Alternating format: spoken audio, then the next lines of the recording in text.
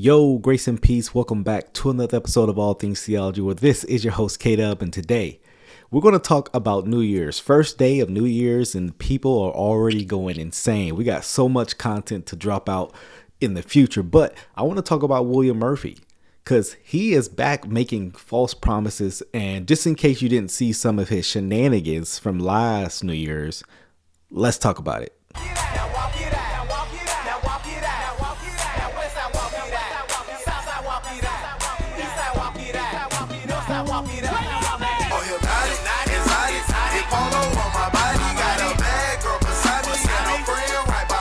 Though there was nothing that topped last year's as far as that, he's still making false promises. But let's get into it. I want to demonstrate how he clearly made a false prophecy, even seemingly admittedly, but we're going to get there. But I want you to watch how he does this with this first verse. Let's check it out.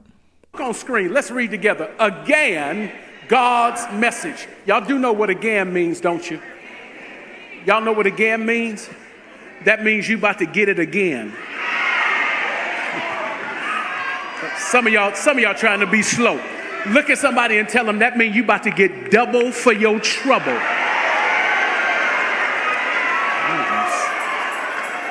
Come on, read. Again, God's message. I'll turn things around. Drop your name in there. I'll turn things around for William Murphy the third. Before we get to that, clearly reading his name into the passage, right? And he makes this huge emphasis on again, right? If you see the word again, God's going to do it again. Well, the problem is if you actually go to the passage, it actually doesn't say that. Jeremiah 30 verse 18, it says, thus says the Lord, behold, I will restore. Right. I mean, you go and read this verse. Well, what's the problem? Where is he getting this from? Well, he's going from a bad translation using the Message Bible, I think intentionally to try to prove a point just on the word again. Like there's no other reason to use this method or try to use this argument other than you just wanted to show the word again, which is very sloppy, right? Again, he's going to make false promises on false promises. We're going to demonstrate William Murphy is the last man you need to trust. I mean, I'd rather listen to David Taylor. Well, okay, maybe that's too far, but you know what I mean, right? All right, let's go back into this video, see what else he has to say. I'll compassionately come in. Y'all read with me. Can y'all read? Come on, read with me. I'll compassionately come in and rebuild homes.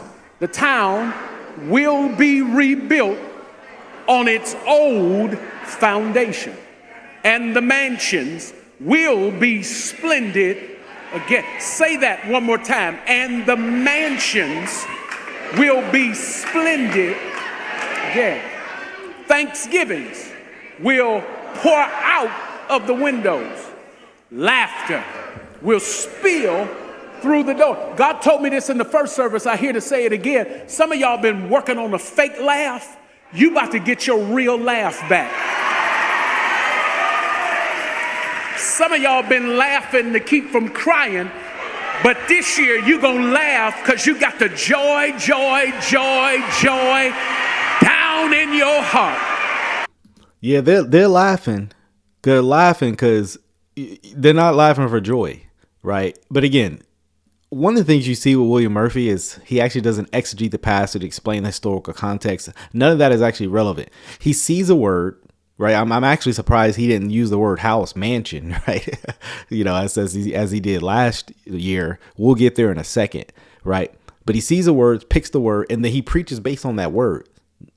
Who cares if it means what the author Jeremiah is actually saying, right? He doesn't care about any of that. Well, let's get into this next one because it's going to make a pretty big promise based on the year 2025. This is what 2025 about to be like. Everybody around you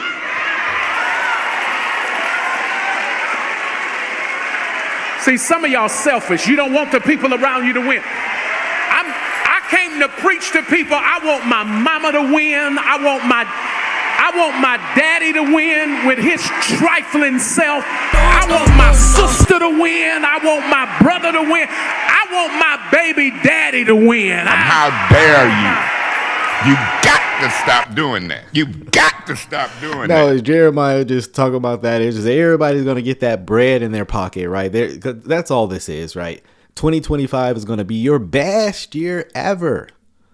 Well, we're going to show you why you shouldn't listen to him by this next clip. Well, let's get to this. Or matter of fact, yeah, it's the next clip. Let's listen to this. This time last year,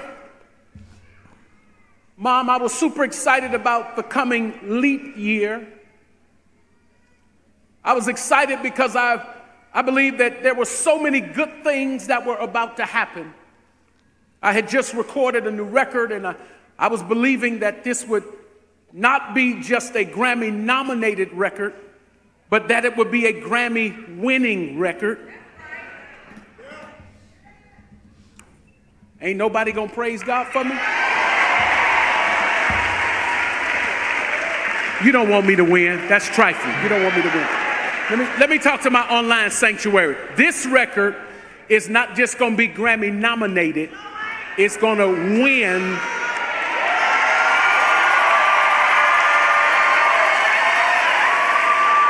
This time. I even typed in here and I bolded it, praise break. I was excited about 2024 because I had this new music. I had something to say, something prophetic that God had given me, and God had spoken to me clearly, and I was sure that 2024 was going to be that year. But to my surprise, not to God's, but to my surprise, 2024 ended up being, for me, one of the most spiritually, mentally, emotionally, financially, and even physically, one of the most challenging years of my life. Now, the issue with that, and some of you may be asking, well, what was the prophecy for last year? Because he made this whole deal about this leap year and that these people are going to get 3 houses to their name in Atlanta. That is crazy. That's why I keep saying, look at them one more time. You looking at me, okay? No, look at your neighbor one more time.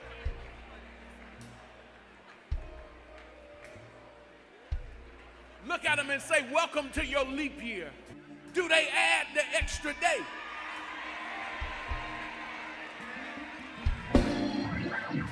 See, you about to miss your moment. Look at somebody and tell them this year, you gonna make history. Look, tell them this year, your name is going in the record book. Because you came in here begging. But God's about to flip the script. He's about to shift the roles. And by this time next year, I said by this time next year, by the time we get in here for New Year's Eve 2024, you're going to have at least 3 houses with your name on them. Some of y'all can't even receive that. What I'm trying to tell you is, it's your leap year. And he nor any of the members got that 3 houses that he promised, even though he just said there, God clearly spoke this to him. Well, my friend, I think we have 2 definitions of clearly, because if you say God clearly spoke it to you, but it didn't happen, that's an obvious sign that God didn't speak it to you. Deuteronomy 18, Jeremiah 23, numerous passages we can go to, right? But you think he's done prophesying to people? Of course not. He got to prophesy. Prophesy.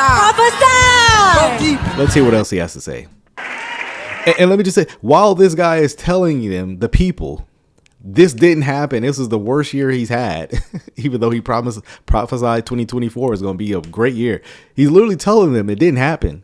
These people still cheering, going along with it. It's amazing. It kind of sounds like I'm not the only one who had a rough year this year.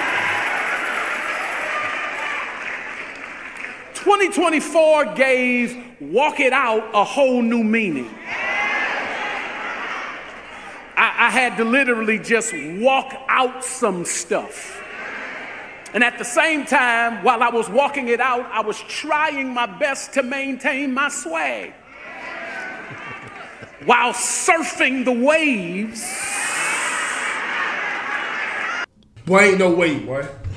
Boy, ain't no way, boy. You got to stop doing that. You got to stop doing that. So even the song that you shouldn't have used in the last year, right, in the first place, now even that takes on a parabolic meaning. See, this is what happens often when the prophecy actually doesn't come to pass. Well, I didn't actually mean it literally. You got to spiritualize it, right? And so even swag surf and walk it out are actually becoming about walking through hardships. That wasn't what it meant last year. It's about how, hey, it's your year, it's your season. We about to walk it out to a new year because it's us. We on our swag surf. We riding the waves. Now it's, I'm just a humble servant of the Lord. Won't you spare some change, right? It's just, now he's all the humble you.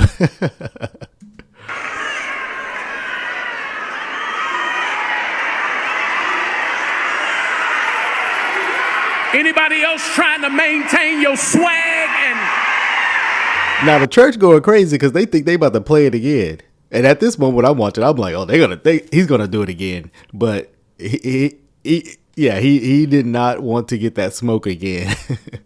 But life is happening and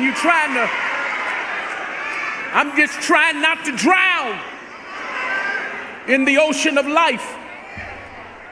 Now when I say this next thing, if this is you, I want you to jump up and holler, the best is yet to come. 2020, let me say it first.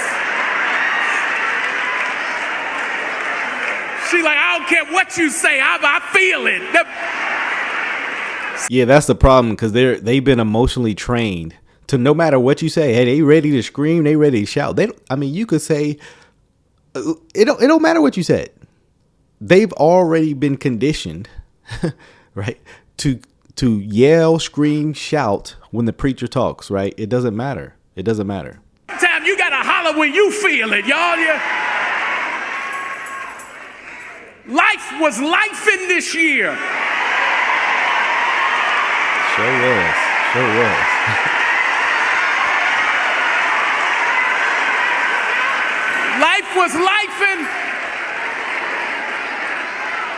Life was life and the devil was lying. You was lying. Do me a favor, turn around and tell somebody it was all lies. It was all lies. Because as I look back over my life and think things over, I can truly say that I've been blessed.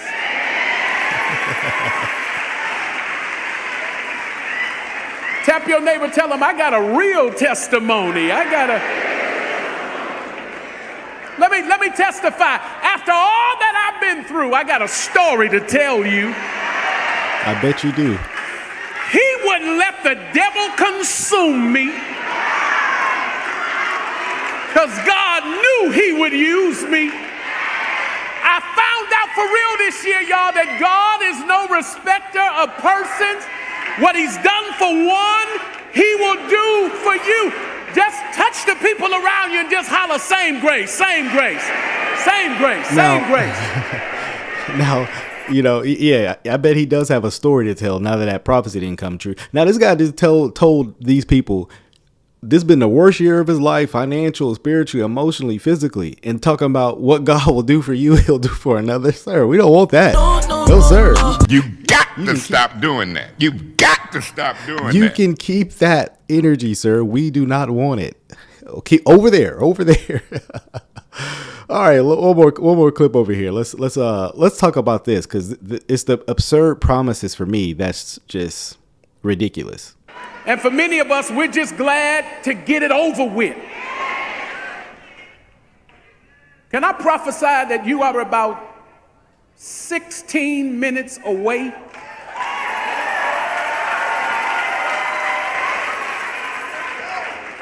from crossing over into what is going to be the best year of your life so far? I'm tired of the church. So he's still not done making prophecies. Nobody's going to ask, bro, where are my 3 houses at? I want my 3 houses. You said, right? And so that's a ridiculous claim to make, right? 2025 is going to be your best year. so far. I mean, I guess you may not lose a loved one. I mean, you're going to get raises at your job. I mean, they're going to tell you all this stuff, but when reality happens, right? We're talking about real life, not William Murphy's dream world. Again, you can go up there and preach all this nonsense, but these people got to go to work in the morning, right? And so it's nonsense. Now sit there and don't say nothing. Open your mouth and say what I just said. I'm about 16 minutes away from crossing over into what is going to be the best year of my life so far.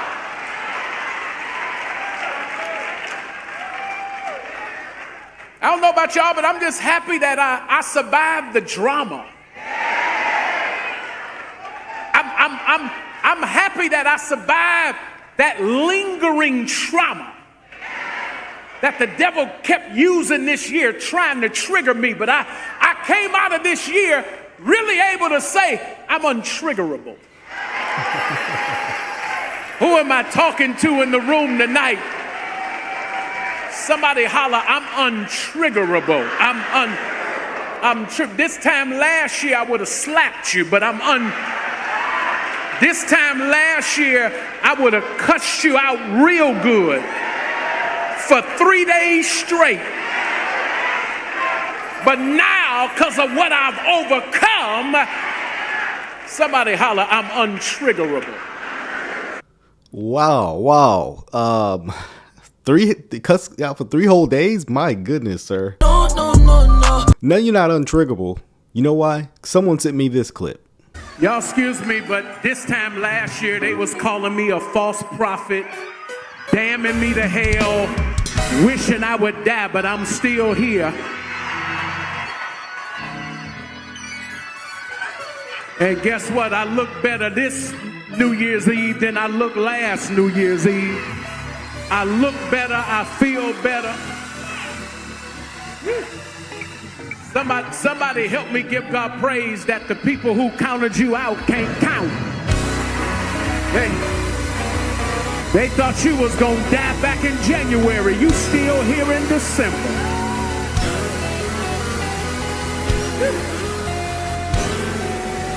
Do me a favor, turn around, look at somebody and tell them, and they still mad, and they still mad. Look around the room. They thought this church was gonna empty out. It done filled up 10 times, yo. Look at somebody and tell them the devil's still mad, but he big mad now, but that's all right. He can sit on the tag. You can see from there, he is still upset, right? Yeah, people call him false teacher, wanted him dead. That actually didn't happen. I didn't see anybody wishing death upon him. I don't wish death upon him. I do want him to repent because he is a false teacher. And absolutely, he needs to. Making false prophecies, the damnable doctrines he's taught in the past, yes, they are very terrible. Again, every year you'll have these New Year service, and we're going to look at a few of them in the next couple of weeks or so. People make these false promises. Oh, this is your season, your best life now. They said that 13 years in a row, and you're still living with your mama, right? No, cut it out. Get you a job, work hard, right? There you go. That's a good start. Getting you a Bible-believing church who just don't preach this nonsense and teach you to work hard with your hands. Right? You don't need that. You don't need these preachers who just speak to you smooth things, smooth illusions.